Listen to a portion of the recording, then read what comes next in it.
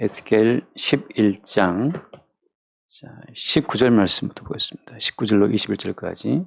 에스겔 11장 19절. 내가 그들에게 한 마음을 주고 그 속에 새 영을 주며 그 몸에서 돌 같은 마음을 제거하고 살처럼 부드러운 마음을 주어 내 율례를 따르며 내 규례를 지켜 행하게 하리니 그들은 내 백성이 되고 나는 그들의 하나님이 되리라. 그러나 미운 것과 가증한 것을 마음으로 따르는 자는 내가 그 행위대로 그 머리에 갚으리라.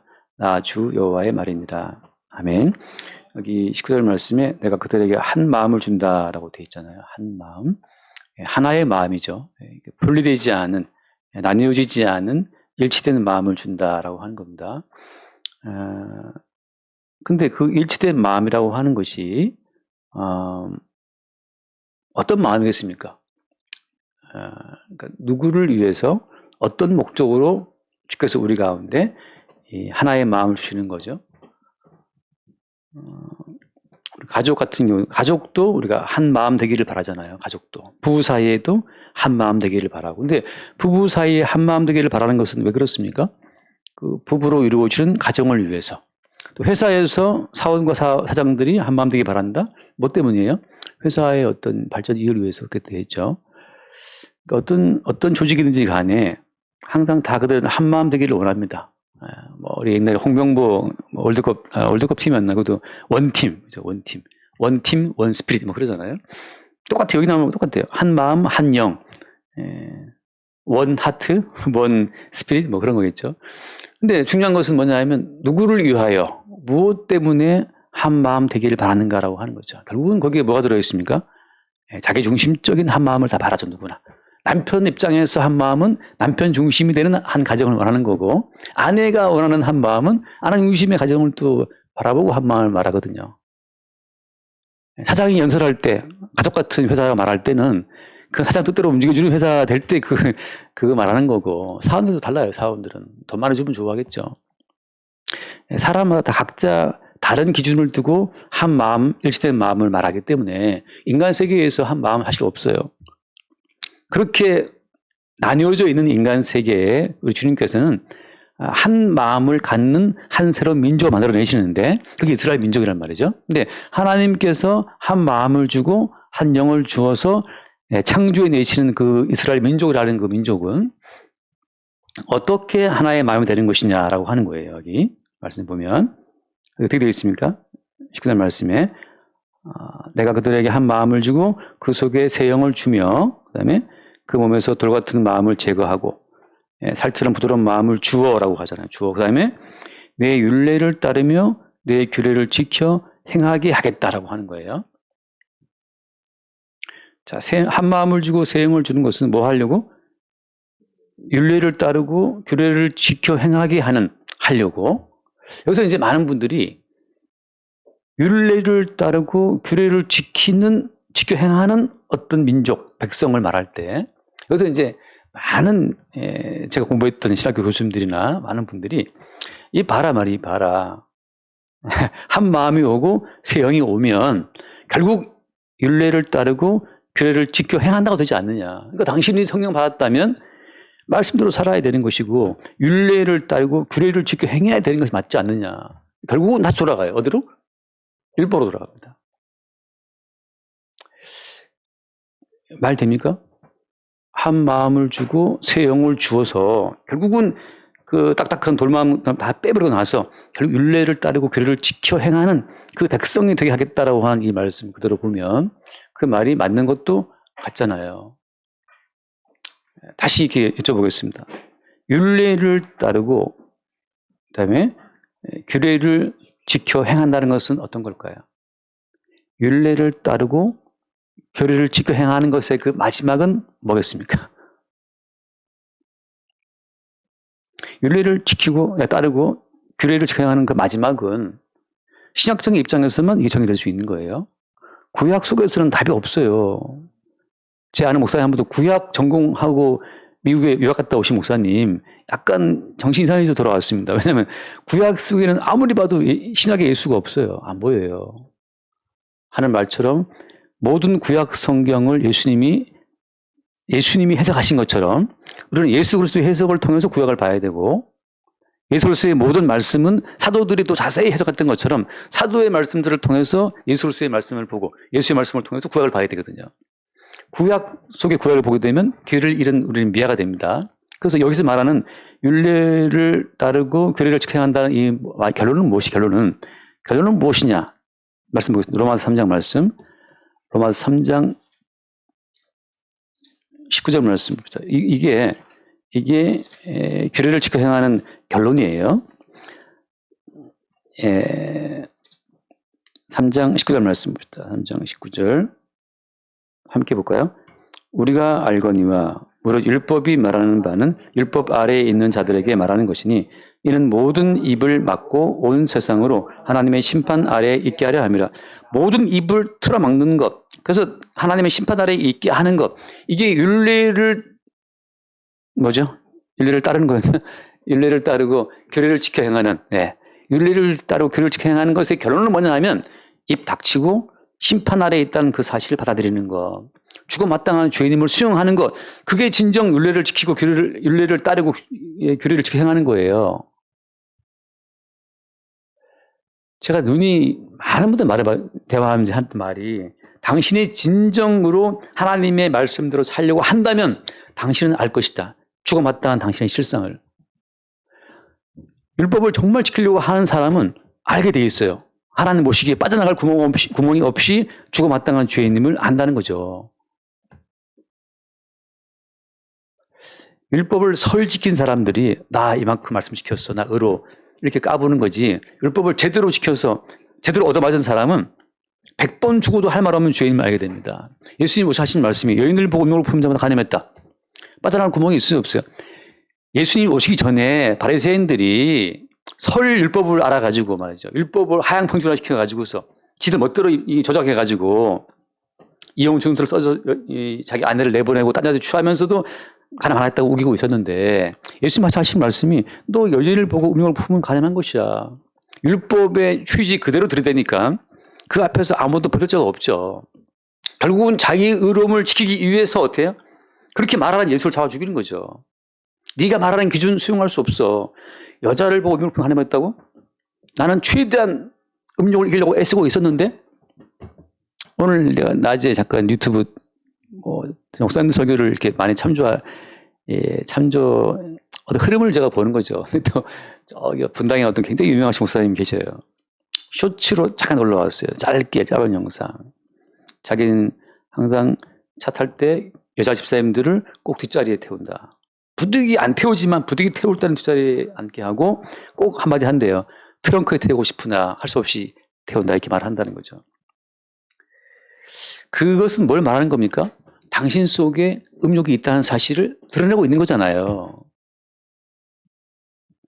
그렇게 철저하게 자기를 지키면 자기 속에 있는 그 음욕은 사라지는 겁니까? 여전히 있죠. 주님께서는 그 음욕을 보고 너 음욕이 있는 죄인 맞잖아 라고 말씀하시는 거죠. 그래, 차 태울 때 뒤에 태우고 그렇게 해서 자기가 몸으로 죄를 안 지었어. 자기 삶의 안정성을 이렇게 유지하고 싶어 하는데, 그렇게 왜냐하면 괜히 또 사건 터지면 골치 아프니까 말이죠. 따지고 보면 주를 사랑해서인가? 아니에요. 안정적인 삶을 유지하고 싶어서 애를 쓰고 있는 건데, 언약 백성의 경우에는, 하나님 백성의 경우는 기어이 하나님께서 그로 하여금 사건에 휘말리도록 하신다는 것이죠. 기어이 그 속에 있는 그 죄를 바깥으로 폭발시켜 버려요. 다윗처럼. 성경에 나오는 무수히 인물들이 언약의 추적에 의해서 기어이 그 속의 죄성을 드러내는 상황으로 끌려갑니다. 끌려가서 주님 앞에 할 말이 없어요. 모든 입을 막고 하신 말씀처럼, 주님, 저 할 말 없네요. 내가 바로 죽음 마땅한 죄인 맞습니다. 하나님의 심판을 받아들이는 그 자리로 주님이 끌고 간다는 거죠. 이미 그것은 어때요? 이미 그것은 구약 시대부터 이미 있었어요. 그걸 하다 바울이 지금 깨닫고 지금 이렇게 압축, 정리, 요약해서 우리에게 무슨 열탕한사처럼 말이죠. 쉽게 딱 이렇게 풀어주는 거예요. 왜? 예수 영을 받았기 때문에. 구약 성경은 예수로서의 말씀으로 해석을 해야 하고, 예수로서의 모든 말씀은 사도들의 말로 해석을 해야 보이게 돼 있어요.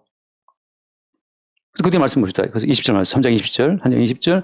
그러므로 율법의 행위로 그의 앞에 의롭다 하심을 얻을 육체가 없나니 율법으로는 죄를 깨달음이니라. 율례를 지키고 아까 규례를 지켜 행하는 그 모든 결론은 뭐냐 하면 나 죄인이 맞군요. 깨닫는 것이 그 결론이에요. 저 지금도 기억이 나요. 신학교 처음 갔는데 아주 뭐 서울대학교 졸업하고 외국에 유학 갔다 와서 박사 받아오신 그 신학 박사님이 첫 시간 강의를 딱 하는데 선명히 기억나는 것이 아까 봤던 그런 말씀 유의 말씀인데 제가 딱 뭐 시간 길어지니까 아무튼 성경에 아브라함이 말씀하신 공도라는 거, 그 공도를 설명할 때 다시 율법으로 돌아가는 걸 보고 그때는 정말 그게 어떤 논리적인 구조가 완벽해서 제가 가만 듣고만 있었는데 다시 복음을 알고 보니까 구약 속의 논리 구조예요. 그것이 갇힌 구조란 말이죠. 그리스도 예수께서 산상보훈을 통해서 구약의 모든 말씀을 재해석하실 때 그 예수로서의 말씀의 재해석을 가지고 구약을 봐야 되는데 구약 속에 갇힌 논리로 보게 되면 다시 돌아가야 돼요.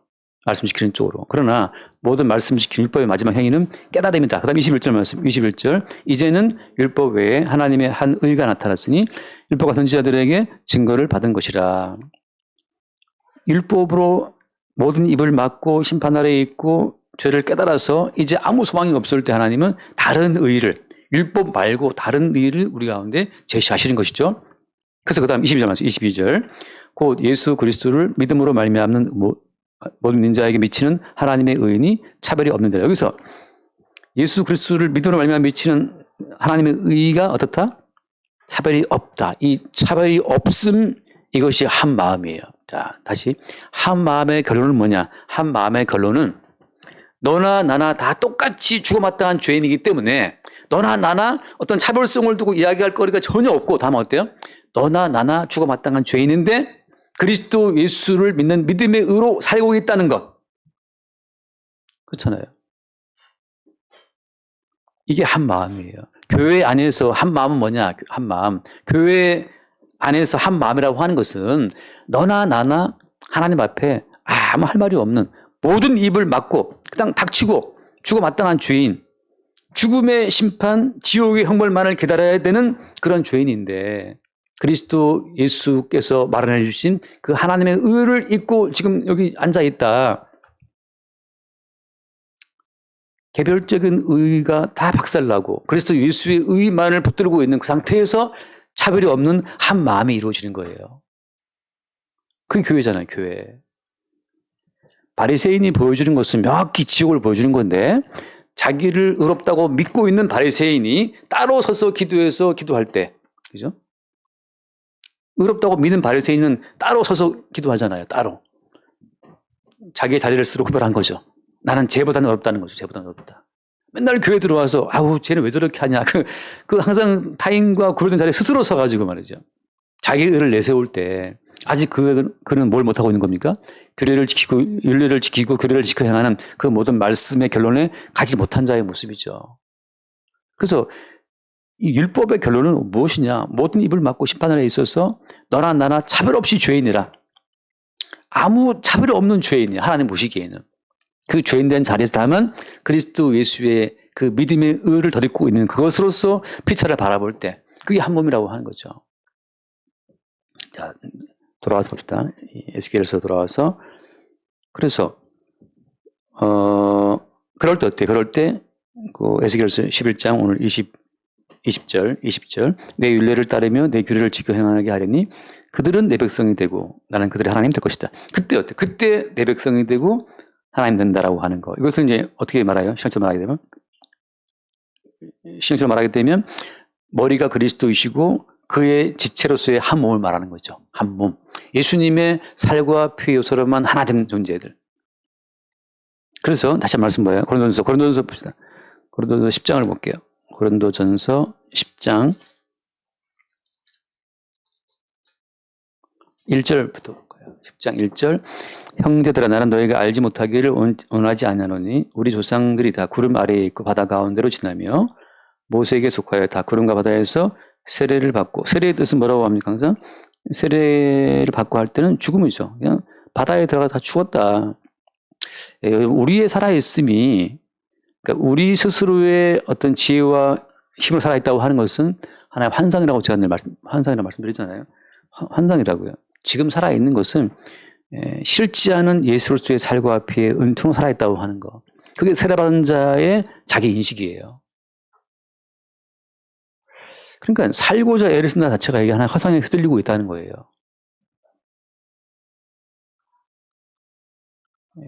딴 말하면 아무튼 지금 다른 학자들의 말 막 하고 싶긴 한데 시간이 가니까. 근데 중요한 것은 뭐냐? 살아있다는 우리 자체를 바다에 쓸어 넣어서 지금 살아있는 너의 살아있음 그 믿음 그 허상의 믿음이야. 지금 살아있는 것은 살게 하시는 그리스도 예수의 의지로 살고 있다는 것을 우리에게 알게 하신다고 하는 거죠. 내가 내 노력으로 내 어떤 지혜로 내 뭐로 살아있다? 이건 환상이고 허상이라고 하는 겁니다.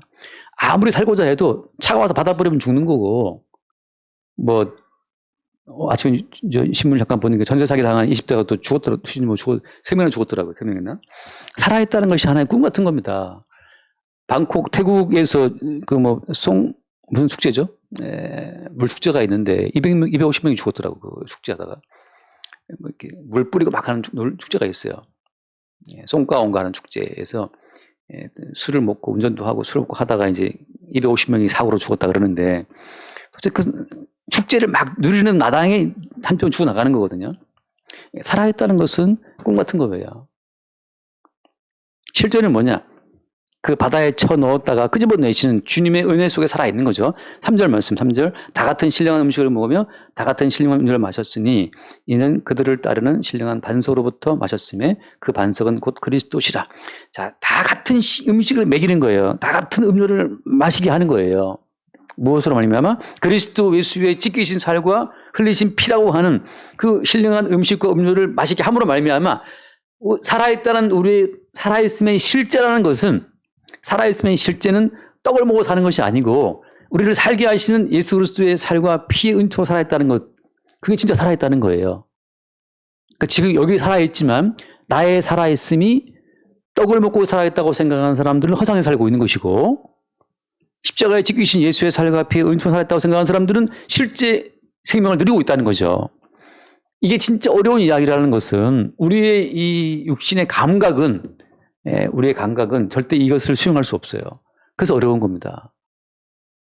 요즘 뇌과학자들이 하는 말 제가 들어보면 참 이들도 거의 어떤 허상이라고 하는 것을 알아냈다는 걸 제가 많이 느껴요. 뭐 뇌에 뇌에 뭐 세포가 엄청나잖아요, 이게. 뇌 세포가 연결되는 시냅스라고 하는데 그렇게 연결되는 구조 속에서 뭐 100조 개인가 넘는 뭐 어마어마한 세포가 있다 그러는데 이 머릿속에 들어있는 세포가 전체 우주에 있는 은하계에 있는 별보다 많다는 거잖아요. 한 사람의 머릿속에 들어있는 그 세포 숫자가. 근데 이렇게 살아있는 그리고 무수히 김밥 한 줄이면 하루 동안 살아간대 이 머리가. 근데 그 정도 에너지면 그렇게 김밥 한 줄 정도의 칼로리로 버티고 있는 이 머릿속에서 벌어지는 이 모든 감각의 세계가 진짜냐 말이죠. 생명은 어때요? 생명은 색깔을 못 알아보잖아요. 그들이 바라보는 세계는 달라요. 우리는 볼 때 녹색불이 있다고 보지만 뭐 생명 있는 사람들은 그들이 보는 세계는 흑백밖에 없는 거 아니에요. 어떤 동물들은 또 감마선, 자외선 뭐 그래가지고서 어떤 그 빛으로 또 이 세상을 보기 때문에 그들의 인식이 또 달라요. 우리는 시각으로 세상을 인식하지만 도대체 우주의 진실은 뭐냐는 거죠. 그러니까 열 감지로 세상을 보는 어떤 생물체들은 열로만 세상을 보기 때문에 열이 좀 뜨거운 열은 좀 빨갛게 보이고 말하자면 좀 희미한 열은 좀 덜 이렇게 빨갛게 보이고 차게 보이고. 그러나 인간은 시각으로 보고 우주를 구성하고 있는데 그러니까 과학자의 말은 뭐냐면 진짜 우주는 어떤 거냐 말이죠. 우리가 지각하는 우주가 진짜가 아니라고 하는 것을 성경은 말하고 있는 거예요. 신령한 음식, 신령한 음료를 먹고 마신 그 생명만이 진짜 생명이고 그리스도 예수에 의해 구성되는 그 우주가 진짜 우주고 너희들이 알고 있는 떡을 먹어야 살고 뭐 개인 능력이 있어야 살고 지혜로 살고 하는 그 모든 것들은 지극히 환상적인 세계, 그러니까 이 세상 임금 마귀로부터 구성된 하나의 허상이라는 것을 성경은 말하고 있는 겁니다. 그래서 마귀는 항상 말하기를 돌로 떡을 만들어 먹어라. 뛰어내려 받아줄 것이다. 없다고 저라면 내가 권세를 주겠다. 뭐. 근데 주님께서는 그 모든 걸 다 물리쳐 버린단 말이죠. 그것은 하나의 허상이기 때문에. 우리가 요즘에 아까도 뭐 넷플릭스 얘기했지만 뭐 요즘에 뭐 퀸 엘리자베스, 뭐 퀸 메이커. 그 보고 말이죠. 뭐 다양하게 보이지만 제가 늘 들은 비유처럼 파워 버튼 누르면 깜깜한 TV 화면밖에 없단 말이죠. 그동안 보고 뭐 뭔가 실제처럼 느꼈지만 사실은 없는 거예요. 하나의 이미지 왔다 갔다 했던 이미지만. 제가 자꾸 허상이라는 말을 쓰는 이유는 뭐냐면 예수 그리스도의 희생으로 지어진 그 세계만이 실제하는 세계고 영생하는 세계고 우리가 알고 있는 인식하는 세계에는 떡을 먹어야 살고 돈 없으면 죽고 뭐 어떻게 살지 염려하는 이 모든 세계는 이게 하나의 허상이라고요. 그 허상의 배후에 누가 있다? 이 세상 임금 마귀가 있어서 우리를 잡아끌고 있다고 하는 거죠. 그래서 주님 하신 말씀이 야 두려워하지 마. 내가 죽은 다음에 사흘 후에 내가 살아난다. 허상의 세계에서의 퇴장이에요. 허상의 세계에서의 퇴장이고 진실의 세계로부터의 부활이기 때문에 진짜 세계, 실제하는 세계는 예수 그리스도 안에 있다고 하는 거죠. 예수 그리스도 안에 있다. 안에 있다. 너의 이 좁은 이 머리, 100조개의 세포로 이루어진 이 머릿속에 의해서 만들어지는 세계가 아니고 한번 뒤에 말씀을 따라서 고린도서 12장 12절 몸은 하나인데 많은 지체가 있고 몸의 지체가 많으나 한 몸인 것 같이 그리스도도 그러하니라. 13절 봅시다. 우리가 유대인이나 헬라인이나 종이나 자유인이나 다 한 성령으로 세례를 받아 한 몸이 되었고 또 다 한 성령으로 마시게 했다. 자, 이게 실제하는 몸이에요. 몸은 하나고 지체가 많은 것처럼 예수 그리스도가 머리이고 그 안에서 모든 유대인이나 헬라인이나 한 성령을 마신 자들이 한 몸으로 구성되어 있는 한 새로운 세계. 그게 천국이라고 하는 거죠. 우리가 아는 우주라는 것은 각기 우리가 주체가 되어서 각기 우리가 인식하는 세계.